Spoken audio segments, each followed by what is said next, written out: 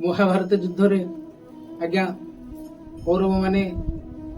आपण माने जानिछन तो पशा खेलरू कौरव माने जीति थिले। शकुनी कपट पशार आश्रय नहीं पांडव मान को हरई थिला एवं सबू हारी सारा पर युधिष्ठिर बाजी रखी बाजी रे मानी जाइथिले राजी होइथिले जदि आमे हारी जाऊ 12 वर्ष वनवास रहिबु एवं वर्षे अज्ञात वनवास रहिबु। यदि वर्षे अज्ञात वनवास केबे धरा पड़ू पुणी आहरी 12 वर्ष पुणी आहरी वर्षे अज्ञात वनवास रही आज्ञा 12 वर्ष शेष हो जाता। द्रुपद राज्य में द्रुपद राजनंदिनी द्रौपदी स्वयंवर होता से बहु देशरू राजा महाराजा माने स्वयंवर रे जोग देवाई आसीथिले मध्य एवं ये 5 भाई एवं माता कुंती राज्य रे आश्रय नहीं सेतिकी बेले द्रौपदी स्वयंवर हबारू से माने कृष्ण को डाकिथिले कृष्ण को ठारू सम्मति नहीं ये 5 भाई ब्राह्मण वेश जाई कौरव जाई से सभारे स्वयंवर सभारे जोग देइथिले। यही सभार को जिते वीर राजा महाराजा मैंने आसते से माने से शर्त रे राजी हेले सत किंतु शर्त कई पूरण कर पारे। शर्त कौन थिला ना तले गोटे चक्री रहिबो चक्री रे गोटे पानी पात्र रहिबो पानी पात्र रे से सीधा ऊपर को गोटे माछ ऊपर रहिबो माछटा बुलुथिबो चक्री साहाय्य रे से गोटे दंडरे लगी माछटा बुलुथिबो एवं माछ रो ये तळु को अनेक पानी की अनेक ऊपर को सर बिंधिबो एवं माछर एपट आखिरे बाजी सरटा आरपट आखिरे बाहरिबो जे ये शर्त पूर्ण करिवो सी ही द्रौपदी पानी ग्रहण करिवो माने विवाह करिवो घोषणा कले जे कई याकू ये शर्त पूर्ण करिवो से मो झियो को विवाह करिवो। एतले राजा महाराजा माने ये शर्त पूर्ण करि पाले नाही स्वयंवर समस्त परास्त हेले माने ये पूर्ण करि पाले नाही सेते बेले कर्ण दुर्योधन कहिबारु कर्ण तो तार मित्र तेणु कर्ण को कहिबारु कर्ण मध्य सेटिकी जाइथिला से लाख बिंधिबा को कर्ण लाख बिंधि पारिबो किंतु जेहेतु कृष्ण अछंती कृष्ण बलराम सेटिकी निमंत्रित होइछंती कृष्ण देखिले जदि कर्ण एटा नेई जाउची ताले आ अर्जुन पाइबो नाही अर्जुन पाइबा को हेले मते किछि करिया को करिवो तेणु सुदर्शन चक्र को डाकी से आड़ू आड़े ताको कहिथिले कर्ण सर मारला बेलू तमे टिके जगी दबो सरटा अन्य आड़े पळेबो माछ आखिरे न बाजी कि रोई माछ आखिरे न बाजी कि आरबट को जीवन तेणु सुदर्शन चक्र से मुहूर्त रे जाई कर्णर मारिला बेलू सर मारला बेलू से जगी देला तेणु सर अन्य लक्ष्य भ्रष्ट हैला। तापरे प्रजा पुणी कहिले जे केई तीर मारिकी लक्ष्य भेद करि परिबो माछर तल आखि की लक्ष्य करिकी मारिबो एवं ऊपर आखिरे सरटा बाहरिकी बाहर को पळेबो ताले से मो कन्यार पानी ग्रहण करिवो विवाह करिवो। तेणु कृष्ण देखिले 5 भाई ब्राह्मण वेश अछंती तेणु सी अर्जुन को ठारी देले तेणु अगत्या अर्जुन चलले अर्जुन पानी पात्र को तल मुहा ही पानी पात्र को लक्ष्य रखिकी तांकर गांडीव धनु जो तर ये गांडीव धनु रे सर जोचिकी से माछर एपट आखि को लक्ष्य कले एवं सतु सत सेटा माछर आखिरे बाजिकी आरपटे बाहरी गला। तेणु तापरे राजा खुशी जे प्रकृत रे मो झियो को विवाह करिया पई जड़े पुरुष अछंती सेति बेले राजा महाराजा माने गदा ही पड़िले द्रौपद युधिष्ठिर कर्ण द्वारा विभिन्न प्रकार जो योद्धा महाराजा माने पळि आसिले कहले ए तमे ब्राह्मण तमे कन्या को कोन करिवो नै कि तमे तो ब्राह्मण भिक्षा मागिया तमर वृत्ति ए कन्या को तमे नै कि कोन करिवो तेणु आमको दे दियो सब ताकू जाचिले एकता बद्ध भाव रे तांका साथे गंडगोल करिया को बाहरिले तो कृष्ण अर्जुन सेठी अछंती से दिन जोग को तांकर वर्षे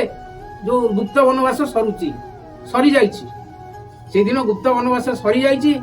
एवं से माने पांडव माने वर्तमान फ्री। तेणु तापर कौन है ना से माने तले आसिले कृष्ण छिड़ाई बोले कहले कौन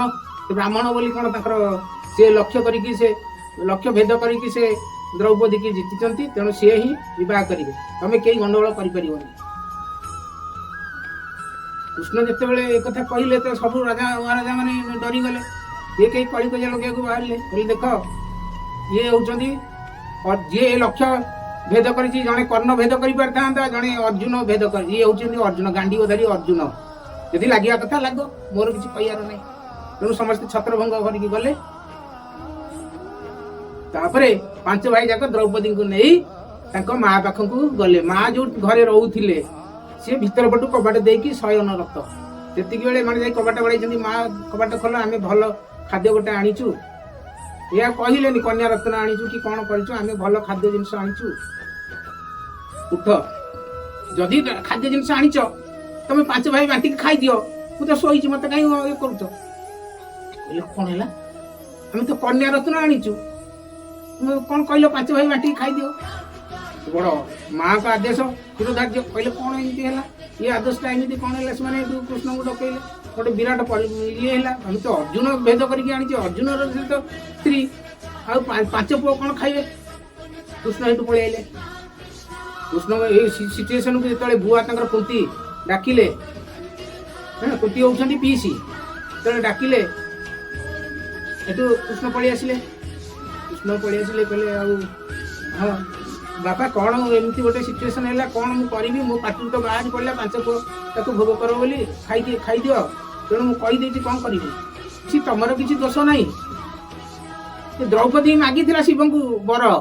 सी तो राजकन्या थी सब बेले शिव पाखक जाए पूजा करी शिव को दिने प्रसन्न करला शिव प्रसन्न होते तुम्हें कौन बर मागुच माग से कहले मु एमती जड़े स्वामी हाथ धरबी जे धर्मवीर होइथिबे जे गदावीर होइथिबे जे धनुर विद्यार पारंगम होइथिबे जे त्रिकालदर्शी अतीत भविष्य वर्तमान सब कही पारे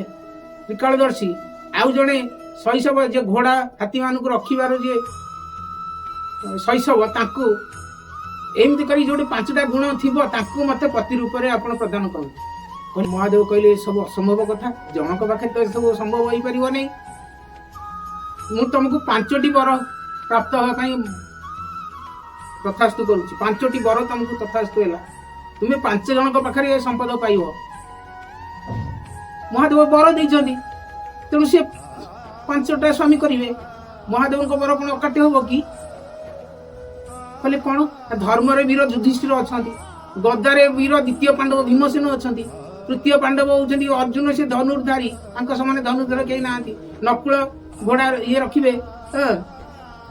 नकुल से कौन करेंगे ना गाई मान पालन करेंगे घोड़ा मान रखिपारे घोड़ा तेणु तुम पार्टी जोटा बाहर तुम कथा नुह महादेव वचन तुम पार्टी बाहर तेणु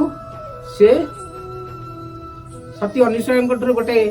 वस्त्र पाई सब बेले से अम्लान वस्त्र से अग्नि रे सब झास दियंती आ 5टा स्वामी की वर्ण करथिले से तेणु से ना 5टा ना होता द्रौपदी कृष्णा जाज्ञसेनी पांचाली शैलेन्द्र ये 5टी ना द्रौपदी से द्रौपदी 5 जन स्वामी की वर्ण करथिले यह महादेव वाक्य थिला यह महादेव वर थिला बोली द्रौपदी 5 जन स्वामी की वर्ण करथिले रहिले मोर जदि किछि पुराण उपनिषद कथा विभिन्न लोक विभिन्न उपाय वर्णना करी कौन सी पुराण रु किसी जानी जोटा कौ बाटे किए नहीं कि लक्ष्य है के किंतु कौ बाटे किए जाए तो मु विभिन्न प्रकार बाट देकी जाई पारि थाए किंतु एटा सत्य जे द्रौपदी 5टी वर को वर्ण करथिले ताहा पुनी महादेव वर रे एतिकी कही मु रहिली जहा जानी मु एतिकी रे रहिली दोष थिले क्षमा देवे रहुची नमस्कार जय जगन्नाथ।